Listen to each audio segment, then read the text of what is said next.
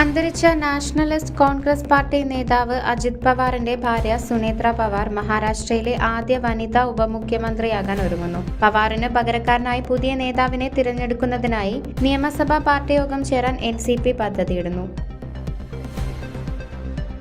കൈക്കൂലി പദ്ധതിയെക്കുറിച്ച് നിക്ഷേപകരെ തെറ്റിദ്ധരിപ്പിച്ചുവെന്നാരോപിച്ച് US സെക്യൂരിറ്റീസ് ആൻഡ് എക്സ്ചേഞ്ച് കമ്മീഷനിൽ നിന്ന് നിയമപരമായ നോട്ടീസ് സ്വീകരിക്കാൻ ശതകോടീശ്വരനായ ഗൗതം അദാനിയും അനന്തരവൻ സാഗർ അദാനിയും സമ്മതിച്ചതായി കോടതി ഫയലിംഗിൽ പറയുന്നു. ഈ നിബന്ധന കോടതിയുടെ അംഗീകാരത്തിന് വിധേയമാണ്. ഉത്തരവാദിത്വമുള്ളതും സമൂഹം നയിക്കുന്നതുമായ ടൂറിസത്തിൽ കേരള ശ്രദ്ധേയമായ പുരോഗതി കൈവരിച്ചു. ഈ യാത്രയിലെ അടുത്ത ഘട്ടം എല്ലാവരെയും ഉൾക്കൊള്ളുന്നതും എല്ലാവർക്കും പ്രാപ്യവുമായ ഒരു ആവാസ വ്യവസ്ഥ കെട്ടിപ്പടുക്കുക എന്നതാണ്.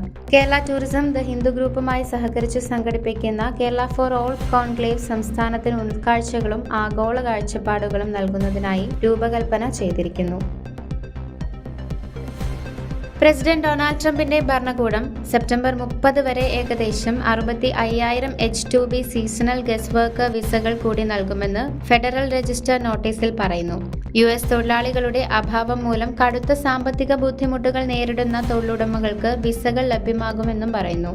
നിർമ്മാണം, hospitality, landscaping, sea food processing തുടങ്ങിയ ബിസിനസ്സുകൾക്ക് പ്രതിവർഷം ലഭ്യമായ 66,000 വിസകളുടെ ഇരട്ടി ഈ നീക്കം മൂലം വർദ്ധിക്കുന്നു.